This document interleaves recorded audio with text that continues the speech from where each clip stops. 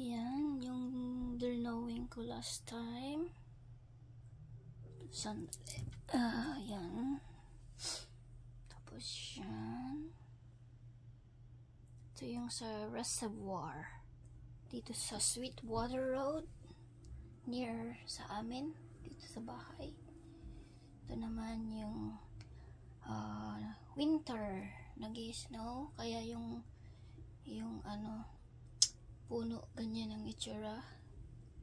Na-coveran ng snow. Tapos ito yung landscape na ginawa ko. Kailan lang din yan. Tapos ito yung mga moon na ginawa ko. May tawag nun yung eclipse, mga ganun, solar. Tapos yung back moon, etc. Yan. Ito pa. May mga tree. Ito yun. Shadow lang yung tree. Siyempre madilim, kaya yung tree hindi green. Ayan, kaya dark. Black yung gamit ko. Ito naman yung sa seascape. Ito yung sand. Yan, may waves. Lakas ng waves. And then this one, yung sa pag magwi-winter na, yan, yung mga flowers, yung mga trees nagkaganyan na. Ganda ng pagkakulay. Yan. Magtaglagas na. Ito naman yung ginawa kong acrylic painting na dip. Dinip ko lang yung yung Q-tip or yung cotton buds. Kasi dito tawag nila ako nga nun Q-tips, sabi ng asawa ko. Yung Q-tips, cotton buds pala yung sinasabi niya. Ito naman yung Q-tip din, deep acrylic painting. So yung Q-tips pinagsama-sama ko lang, nilagyan ko ng rubber band, tapos nagkulay ako ng brown yung stems.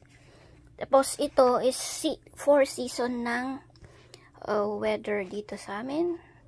Ito is summer. Yan. Tapos ito naman yung fall, taglagas. Ayun, tag-init. Tapos taglagas. Ito po naman taglamig, winter. Tapos ito naman yung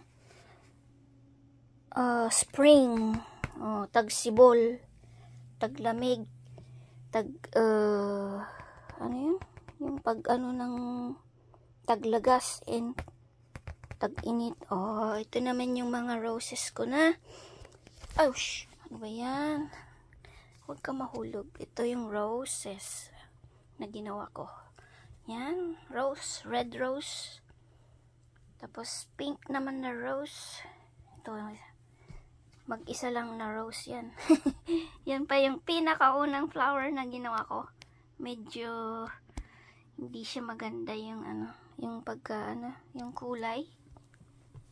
Pero maganda na rin. Ang ganda ng baby's breath to eh. Tapos nakalagay sa glass na may water. Tapos ito na yung kahapon lang. Ay, kahapon ba yun? Yes. Yung daisy. Ayan, yung daisy. Tapos ito yung last time, yung tulips.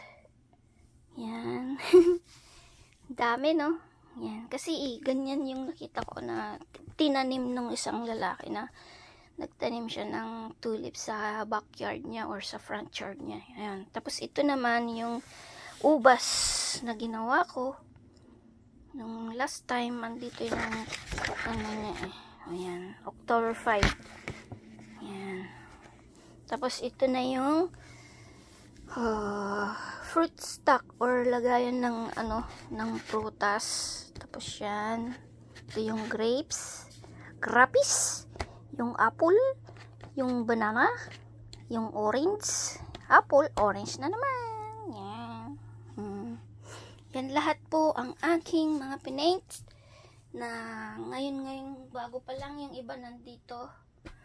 So, kailangan ko kasing picturean sila sana lahat para i-templates ko sila.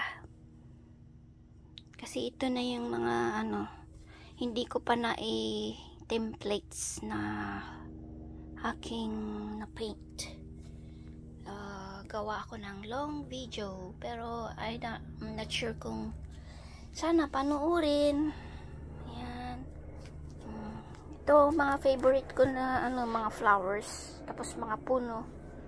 Yung landscape, yung moon, I like them. Lahat naman ng ng pinint ko, gusto ko lahat.